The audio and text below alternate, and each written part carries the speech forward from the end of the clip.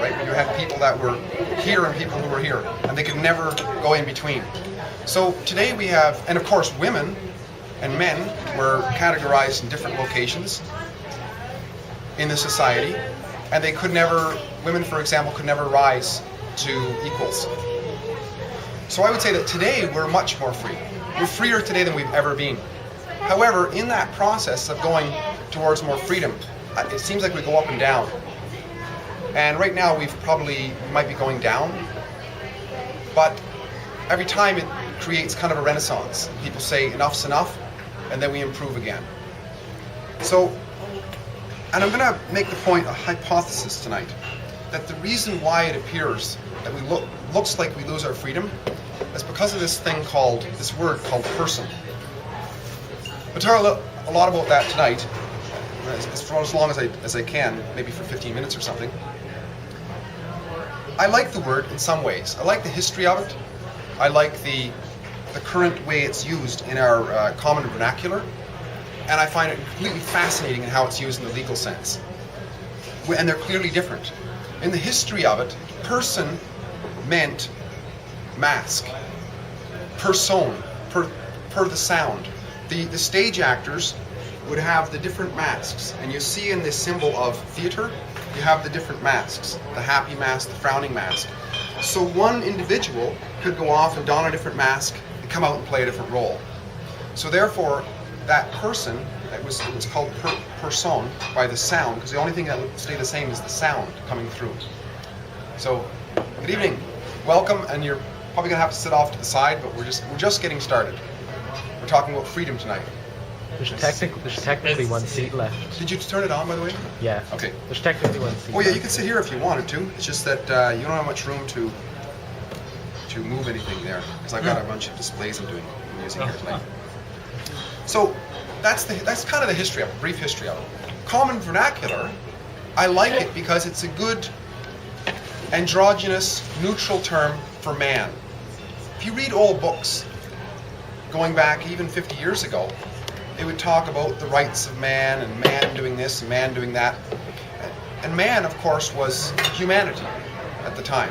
Because in English, several hundred years ago, we dropped the male version of man. We have woman, but we don't have an equivalent for the male. It used to be wereman, and now the only one that has that is werewolves. So it used to be wereman and wiffman. Wiffman got translated into women, but then man just dropped it. So it became a problem for women's suffrage and so on, who were saying, well, why is everything talking about man? Where are we in this picture? So person got replaced in the common vernacular. There's a person over there. Doesn't matter if it's man or woman, it's a person, right? And in plural, we say there's a group of people over there. So it's a good use. Another one is in meetings, used to have the chairman all the time. The chairman. Well, what if a woman is performing the chairman? It's not fair to have a chairman up there if it's a woman. So we say chairperson or chair, or chairwoman sometimes. That's kind of confusing though. So the legal sense though is incredibly interesting, I find. See, in the common vernacular, if there's one person over there, we say person. If there's a group, we say people. But in the legal sense, it's one person and many persons. That's the correct plural, actually, for many person is persons. But we don't use that in common vernacular. I don't know why, but we don't. So now, I think it's an interesting question to ask, that in spite of maybe the perceived necessities for us to perform all kinds of tasks in societies, that we be compelled to do things by force. Does anybody ever wonder why we're compelled to do things by force? If we don't fill out tax returns over the course of a number of years, even though we didn't agree to necessarily, somebody's going to come around and say, you got to do this, and if you don't, you're going to court. If you still don't, you're going to jail. Well, we used to call that slavery. We used to call what we were compelled to do, even though we didn't agree to do it, by the threat of force, we used to call that slavery. The challenge is that we're told in schools we've got rid of slavery. Hooray, we got rid of slavery, isn't that great? But I'm here to say that it still exists, and it still exists through a clever little tactic called the use of the word person. And I'm just gonna, if I interrupt once in a while, I'm just trying to remember where I am. Now, the person, how this legal person came about, I think, is kind of historical. At one time there were tribes, right? There were tribes, and people would mark their tribal members in a certain way. You see in African tribes sometimes they'll put certain scar marks, certain war paint, things like this. There will be ritual religious ceremonies which will inculcate a new baby into the society. In some societies they had physical markers like circumcision that would say, this now is a Jew or a whatever. And Christians did the same thing. It's called baptism. And baptism created a Christian person. I'm going to talk more about that because that's the background I came from a little bit. So up until fairly recently, up until about 100 years ago, there was no birth certificate. There were baptismal certificates. And if you didn't have a baptismal certificate, you had no standing in society. You couldn't own property. You couldn't become any official in government or anything like that because you had no person status. You were not a Christian. You had to be a man and you had to be a Christian, basically. And this is one of the reasons when the North Americans or the Europeans came to North America, they didn't know what to do with the natives. The natives were not persons. In fact, they weren't even called human beings in many cases. Just recently I discovered that in Australia there was a government act which stood until 1960. It was called the Flora and Fauna Act. And the indigenous people of Australia were considered animals, the same as kangaroos or anything else. They were governed by the Flora and Fauna Act. And I suspect that it was very similar here as well, because there was no way of identifying that guy from that guy from that guy. It was all just indigenous creatures on the land who had no status, and therefore it was legal to kill them. In many places, it was. There was a guy, actually, an American, late 1800s, who crossed the border into Saskatchewan, shot several North American Indians, and the RCMP caught him. Because he was American, they brought him back to Boise, Idaho, or whatever it was, Butte, Montana, and he was released immediately because he didn't kill a person. So this is how the importance, but rather the danger of this person thing.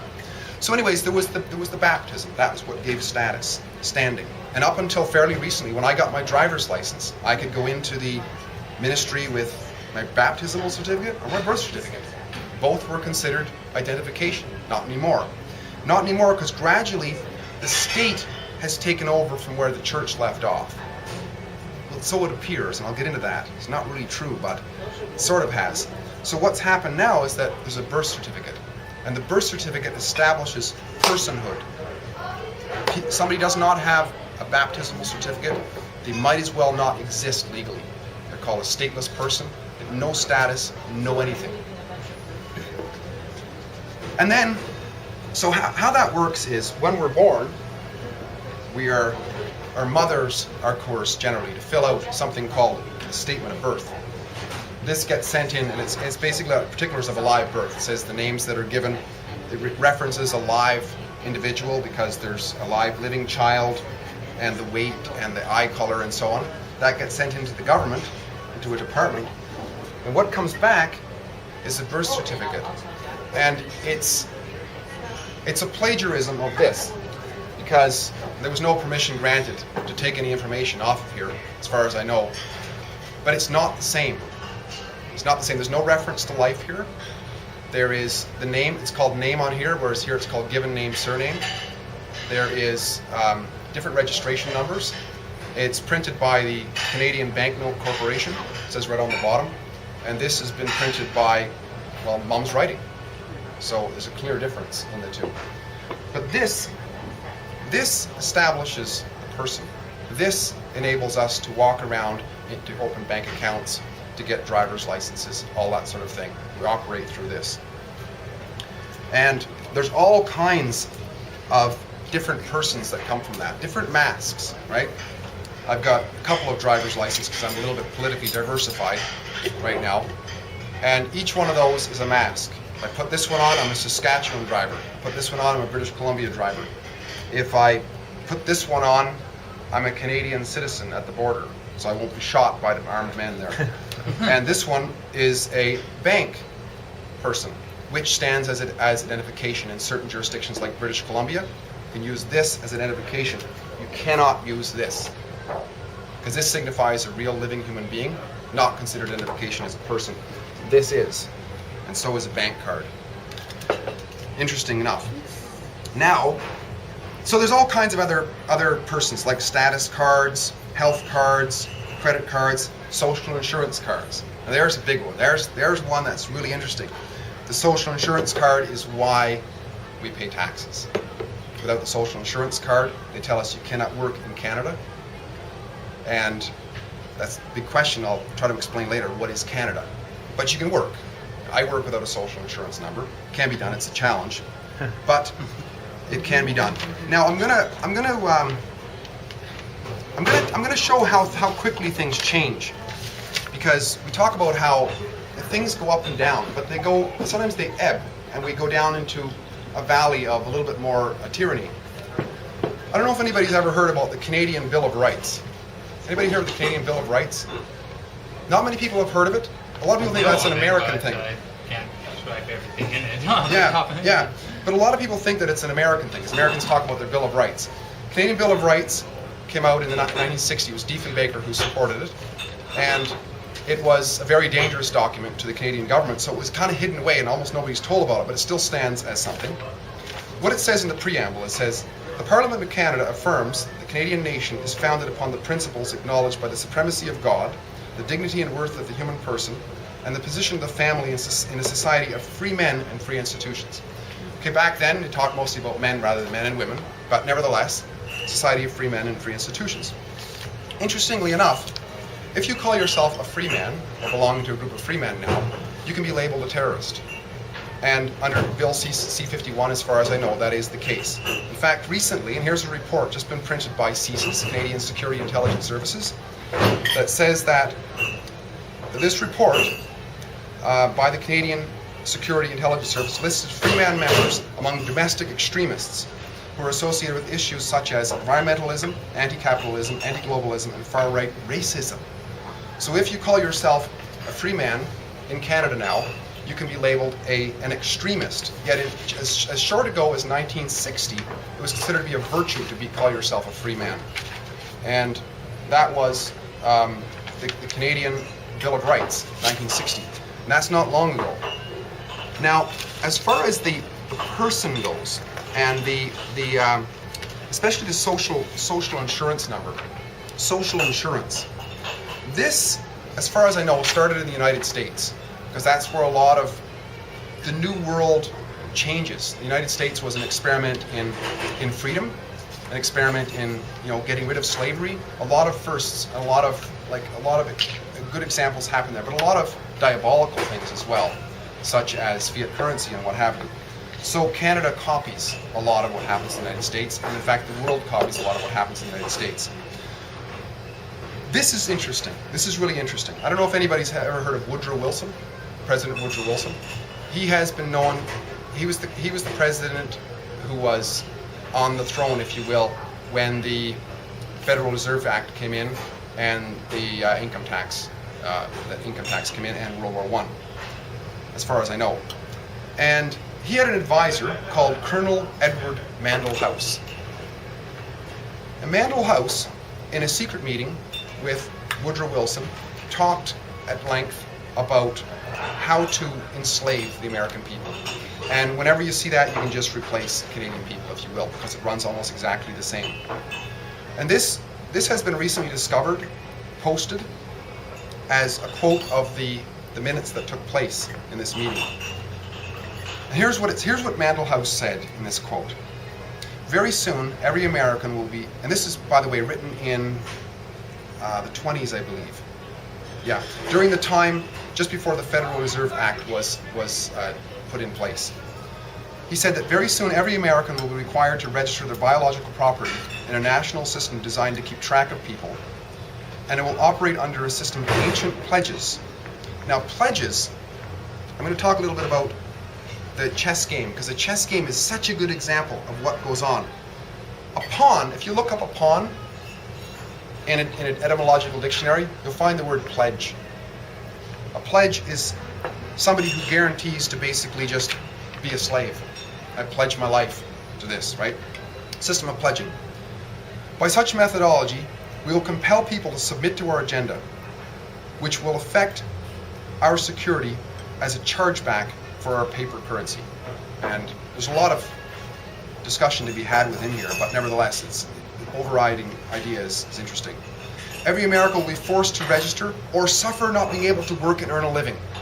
Isn't that the same thing with the social insurance number? You don't have a social insurance number, you basically can't work and earn a living. That's what he was talking about way back in the 20s. Actually, if you don't have an address, you can't really get a job. They go hire, a lot of people don't hire if you don't have an address or a phone number to contact you. Well, keep that in mind too, because there's a reason for the address.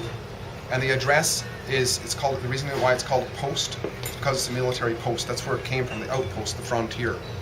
And everybody is considered to be a pawn. And a pawn is, another word, that definition for it is a foot soldier.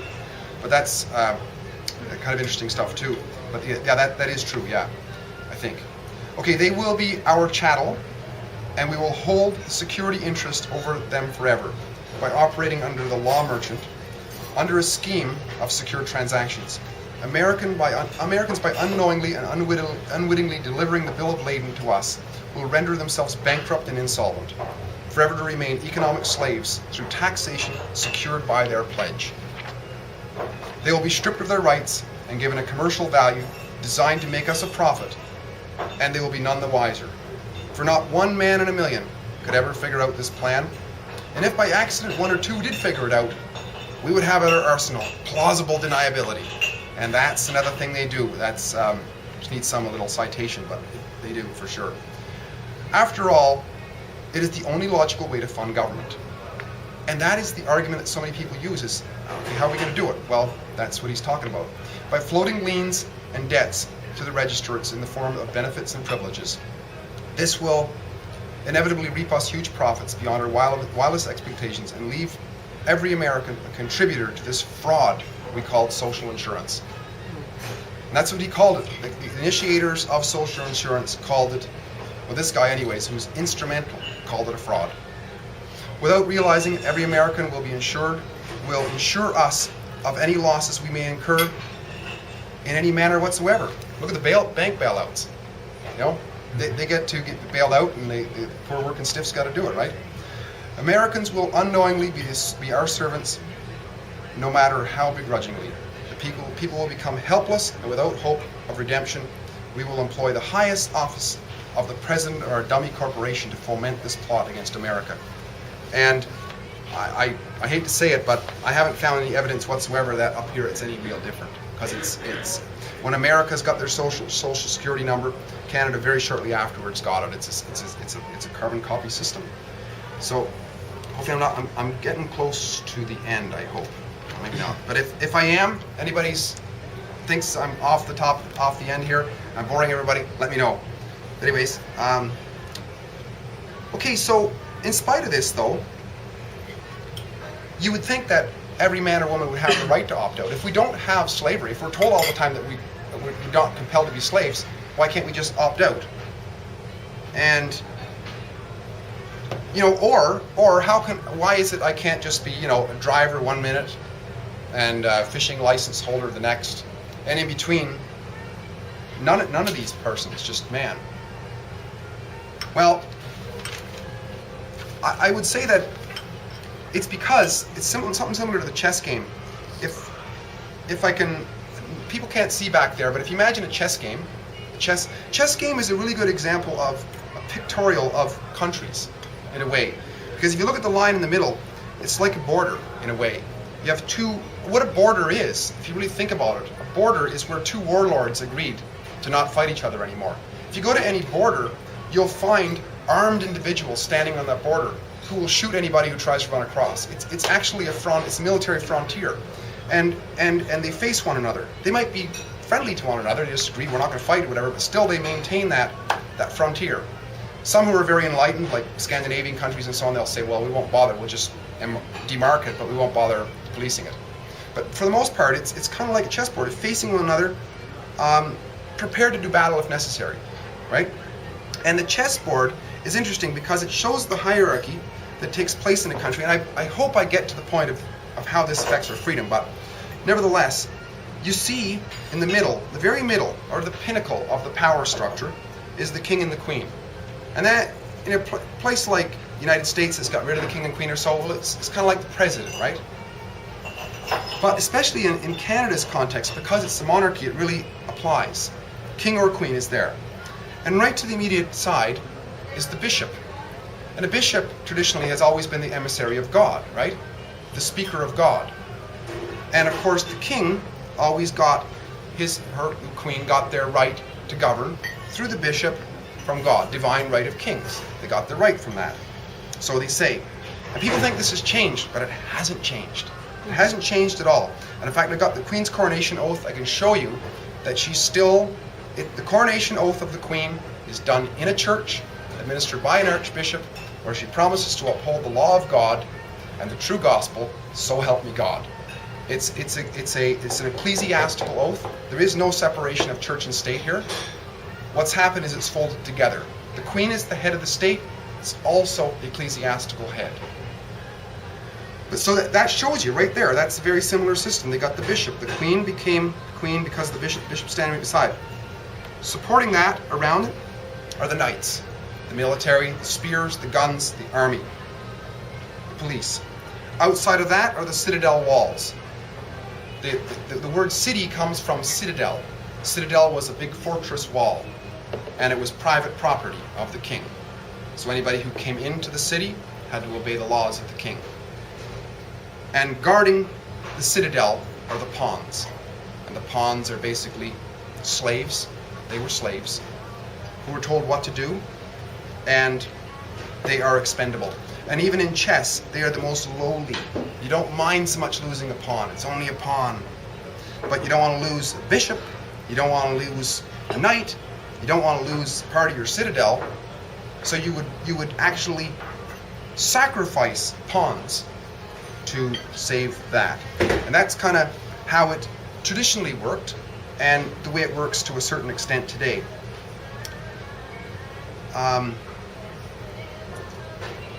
So I went ahead of myself here. So I got to the point of God in the Queen's coronation. So the Queen's coronation oath is right here.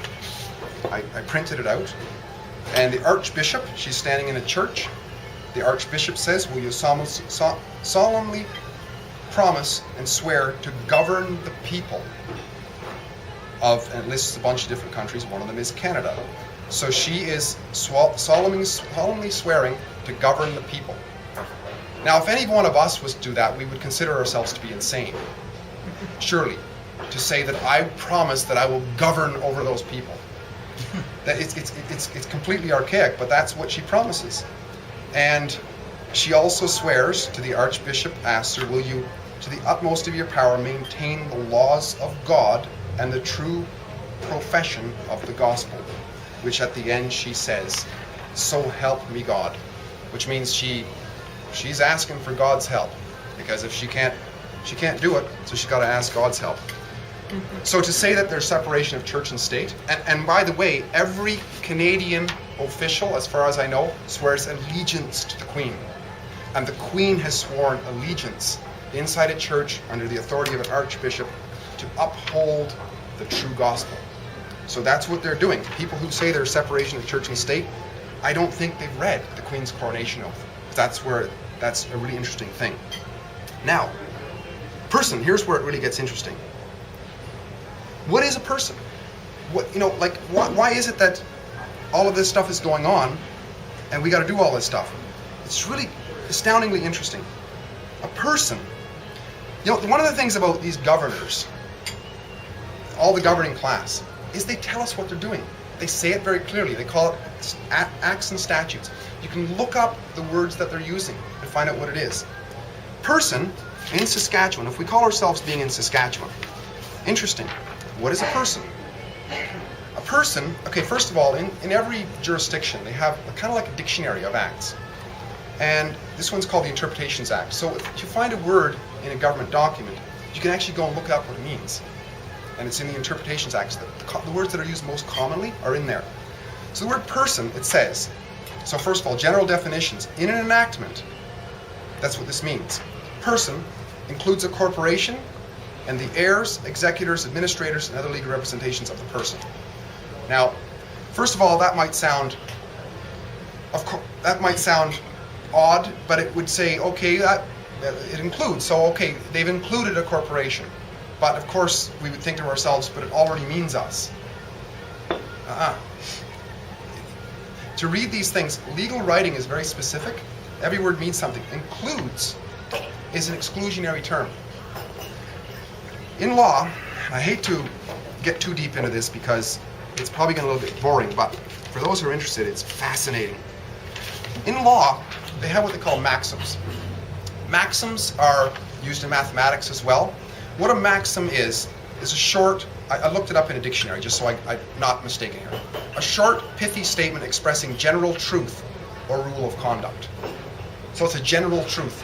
And maxims in law, there's many of them that go way back to Hammurabi, way back through the Romans and everything.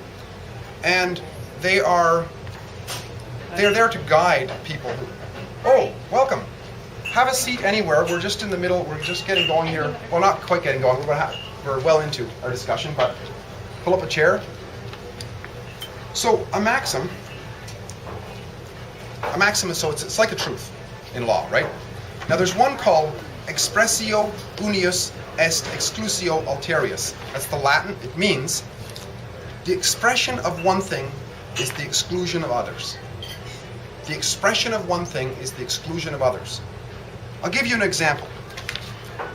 If I was to hold up this box, first of all, I'll tell you it does not contain Smirnoffs.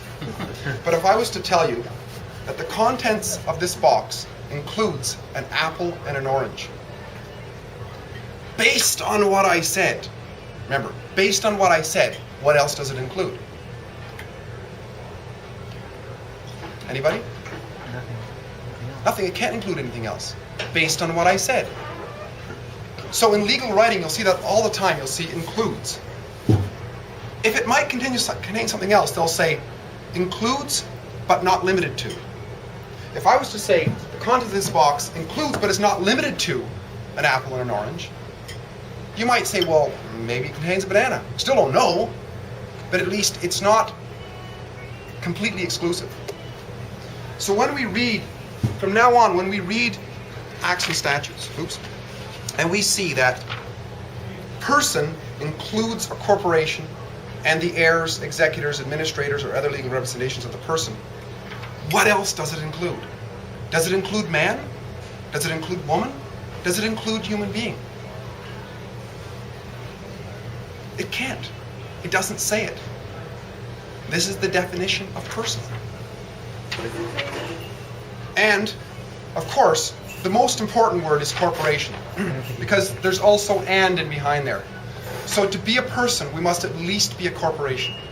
We also have to have an executor, heirs, administrators, and so on of it. The question is, are we corporations? This, therefore, must be a corporation. That's what it is. The birth certificate is a corporation. I can explain that later. I won't get into it now. But it has heirs,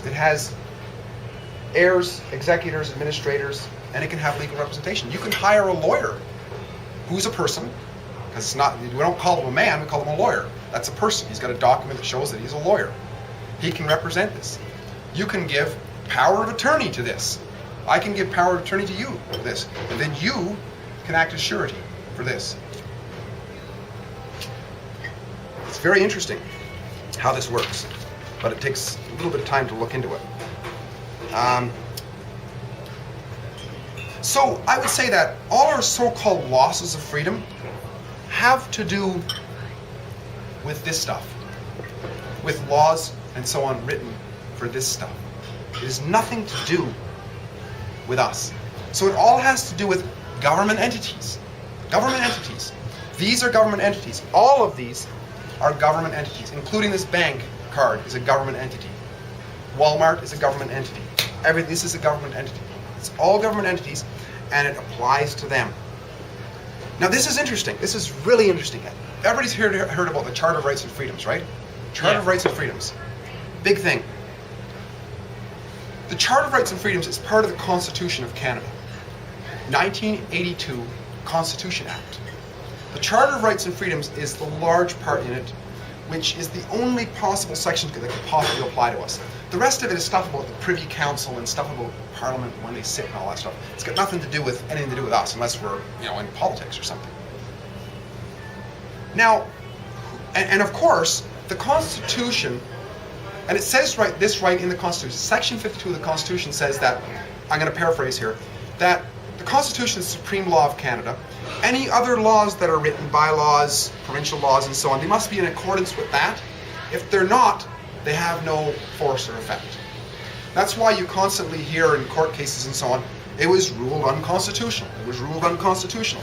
Because if there's some bylaw about your dogs or whatever, and you can prove that it's not constitutional, then it doesn't matter if your dog craps on the street. It's not constitutional, so it doesn't matter. So people get this all the time if they have the right lawyer. Now, but the Charter of Rights and Freedoms, it has a section in it, it's section 32, which explains what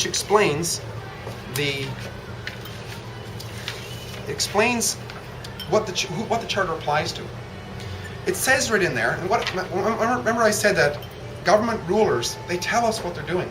It's actually not that hard to find. The Charter, it says application of the Charter. The Charter applies to the Parliament and Government of Canada in respect to all matters and authorities of the Parliament, including all matters relating to the Yukon territories and so on.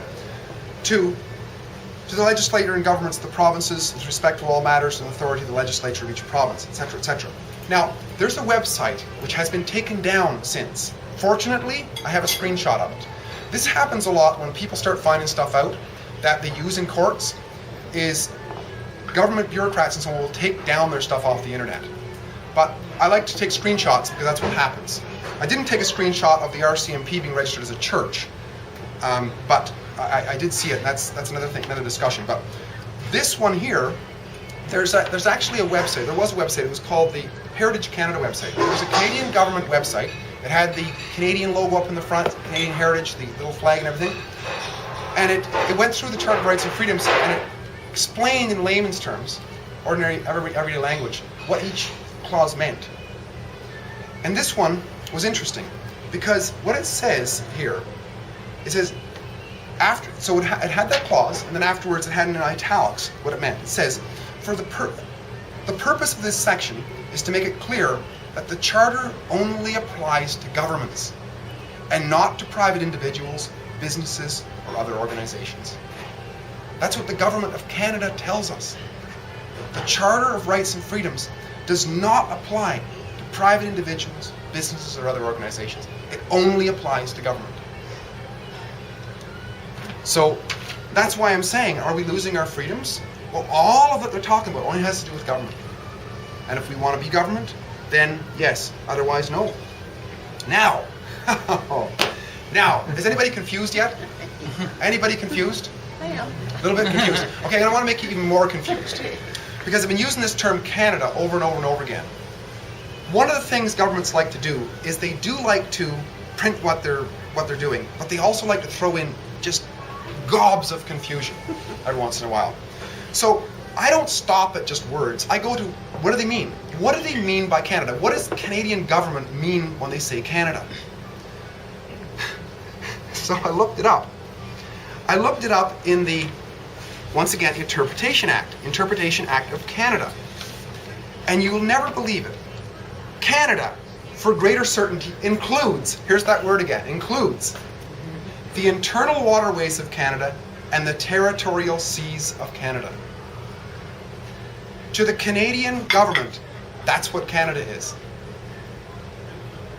Anybody confused? Just the waterways. And the seas of Canada. And the seas. The internal waters and the territorial seas of Canada.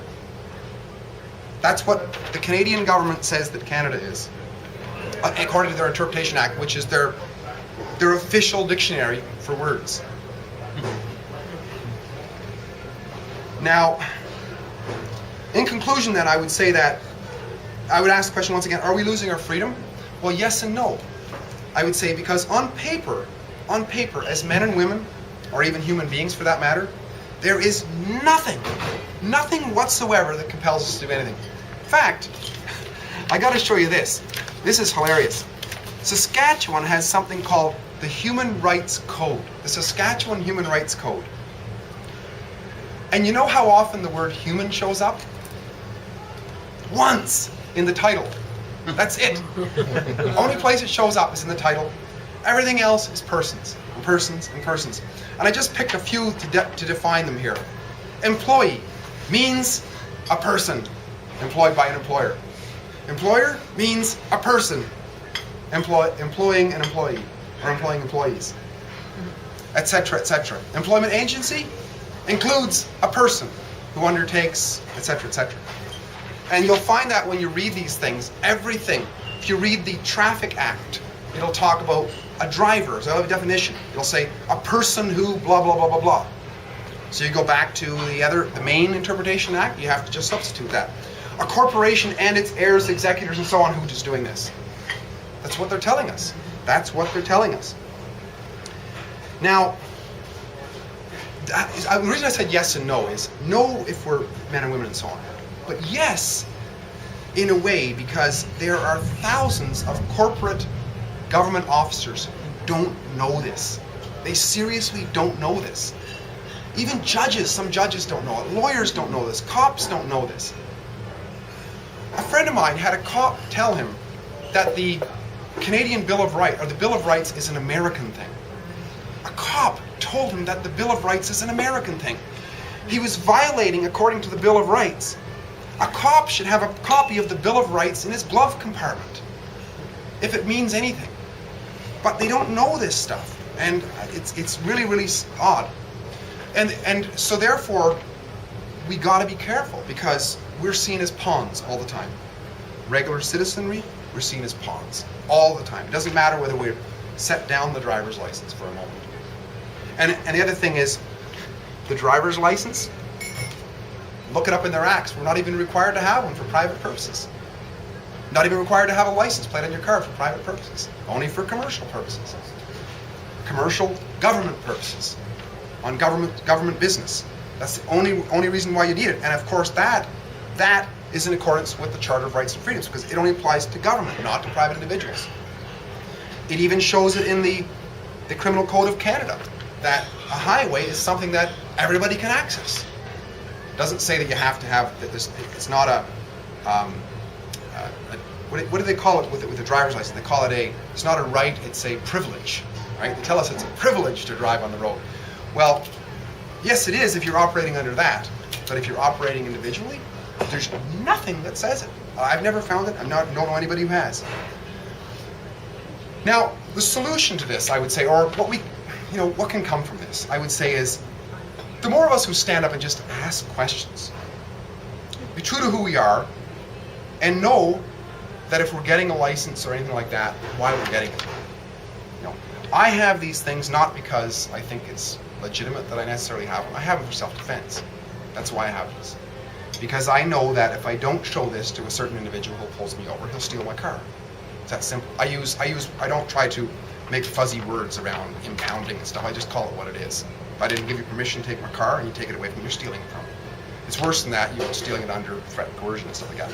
So I carry this, and I get a driver's license and our license plates, because I know that if I don't. But I don't see it as necessarily legitimate. It's another human being. We're all just human beings, right? So that's the other thing. And I would say that if any form of slavery is not okay, we must speak up. We must do what's that? If any form of slavery is not okay, like if somebody is imposing their will upon you and you didn't give that permission, that is a form of slavery. It's a form of forced servitude. And I say that that's not okay. In spite of the reasons, people will use all kinds of arguments. Well, who's going to pay for the roads? That isn't the point. That isn't the point. The point is that if we're forced to do something, then if we didn't agree to it, what we are is what we are. We're a pawn. That's what we are. And is that okay? Well, if we're going to on one hand say that slavery's been abolished, on the other hand practice a form of it, I say it's not okay. and it's just about waking up to it. We can find other ways. You know, one of the things that's interesting is that back in the 1700s, during the time of the abolitionists, there was an argument going on because nobody had ever done without slavery. Societies always ran on slavery, and there'd be people who would argue and say, well, who the heck's going to do the, going to plant the seeds, and who's going to build this, and who's going to build that? We have to have slavery. The economy will completely crash. And the abolitionist point of view was, well, maybe that'll happen, but that doesn't matter because slavery is wrong. It's wrong to enslave people. It doesn't matter what will happen. But people are ingenious. Because we got rid of slavery, we could have an industrial revolution. Now we have, massive machines that run on, juice from ancient dinosaurs. That would have been considered magic back then to anybody. But these are the things that can happen when we decide to do something and change the course of history. Finally, our quality of life will in a very real way be affected negatively if we stay quiet, I would say. Because tyranny will always go where good people do nothing. I know I went over time on my presentation here, but that's my presentation. Open it up to discussion. So, Thank you. you can turn it off now.